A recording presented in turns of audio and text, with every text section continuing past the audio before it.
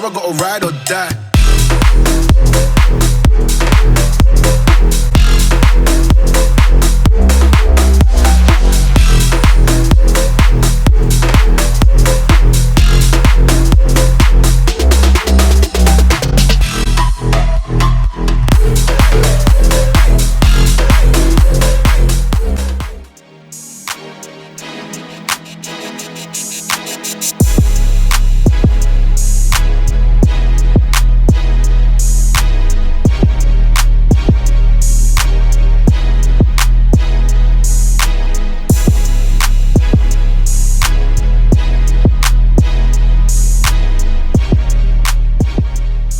So guys, welcome back to the channel. Today we're asking an age-old question that is on nobody's lips right now. Should you go and buy a Range Rover Sport? These are becoming incredibly cheap at the moment. There is a flood of them on the market. I even found one the other day for £3,500 with MOT and all that sort of jibber jabber. But today we're going to be taking this one out. This is a 2005 2.7 diesel with the autobiography kit.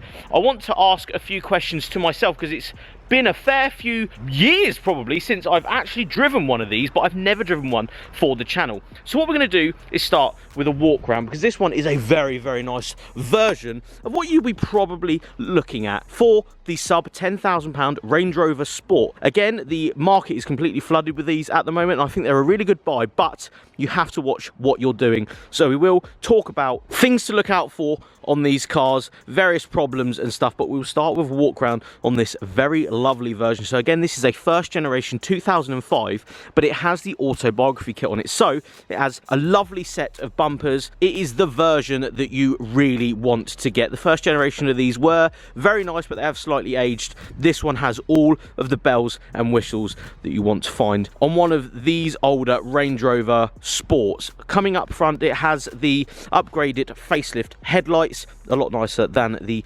original headlights. It has this very nice bonnet with cut-in air vents. We have the autobiography kit. This is a genuine autobiography kit on this car. There is actually a receipt with this car from its previous owner that went to Land Rover and put this kit on the car for a subtotal of £7,000. £7,000 for the body kit on this car from Land Rover many moons ago. So it's a genuine kit on this 2005 Range Rover Sport. We will come down and show you guys that it isn't actually black, it is blue.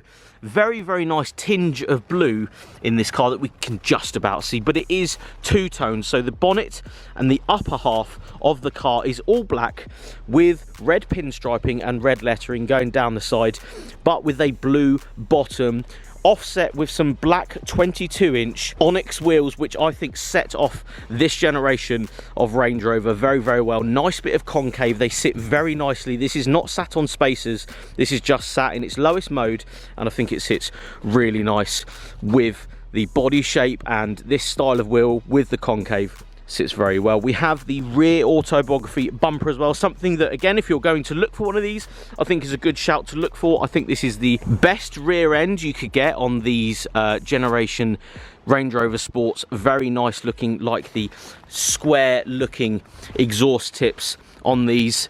I think these have aged very well. Again, this is a 2005 car, so it is the first generation, but it has all of the bits that I would say go and look for if you were after one of these nice little steps. We'll have a little look inside the car, as this has a Harman Kardon sound system spec'd from the factory in it, but the owner has just put an aftermarket stereo system in it. Very good idea, because it has Apple CarPlay and everything has been put into the car, so that really brings this interior up to the newer generation of plugging your phone in and all that sort of stuff. That was probably one of the things that I would say the most about the interior, is the fact that the infotainment system in these is very dated. This one has contrasting black seats with the cream door cards going down. The owner has just changed out the seats to these black ones, because in this generation, I think if you were going to go for the cream, it does wear really badly and it does discolor very, very quickly. So if you're after one of these again, I would say try and go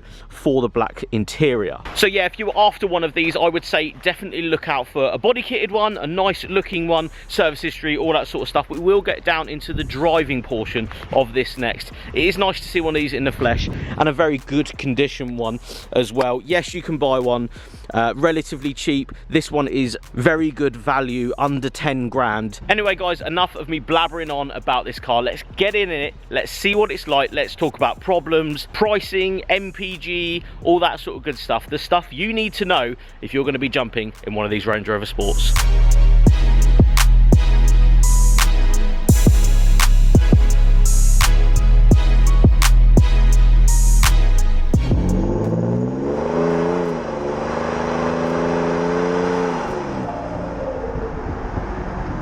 I would just like to say, as we pull out of the Yardbridge Inn, thank you so much to Richard Fox for letting me use the Yardbridge Inn to start this video off. Now, first things first, what's it like to drive? What's the interior like?